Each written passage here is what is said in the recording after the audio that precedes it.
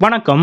விஜய் அவர்கள் போட்ட உத்தரவு சட்டென நேராக சென்று செய்தியாளர்களை சந்தித்த புஷி ஆனந்த். அதாவது நடிகர் விஜயின் தமிழக வெற்றிக் கழகத்தின் ஆலோசனை கூட்டம் இன்று நடைபெற்றது. இதில் தமிழக வெற்றிக் கழக கட்சியின் மாவட்ட நிர்வாகிகள் கலந்து கொண்டனர். இந்த ஆலோசனை கூட்டத்தில் பல்வேறு முக்கியமான ஆலோசனைகளை புஷி ஆனந்த் அவர்கள் நிர்வாகிகளுக்கு வழங்கினார். குறிப்பாக ஒவ்வொரு தொகுதியிலும் உள்ள விஜய் ரசிகர்களை கண்டறிந்து அவர்களை கட்சி உறுப்பினராக சேர்க்க வேண்டும் என்றும், தொகுதிக்கு குறைந்தது 30,000 மேல் ரசிகர்கள் இருப்பதால் அவர்களை கட்சியில் சேர்க்க நடவடிக்கை எடுக்க வேண்டும் என்றும் புஷி ஆனந்த் அவர்கள் அறிவுறுத்தினார். இன்றைய ஆலோசனை கூட்டத்தில் விஜய் அவர்கள் கலந்து கொள்வார் என்று எதிர்பார்க்கப்பட்ட நிலையில் விஜய் அவர்கள் இன்றைய ஆலோசனை கூட்டத்தில் பங்கேற்கவில்லை. ஆனால் விஜய் அவர்கள் பல்வேறு உத்தரவுகளை புஷி ஆனந்த் அவர்களுக்கு அளித்துள்ளதாக கூறப்படுகிறது. அதன்படி ஆலோசனை கூட்டம் முடிந்த பின்னர் செய்தியாளர்களை சந்தித்து அவர்களது கேள்விக்கு பொறுமையாக பதிலளிக்க வேண்டும் என்று புஷி ஆனந்த் அவர்களுக்கு நடிகர் விஜய் அவர்கள் உத்தரவு போட்டதாக தெரிகிறது. அதன்படி இன்றைய ஆலோசனை கூட்டம் முடிந்த பின்னர் புஷி ஆனந்த் அவர்கள்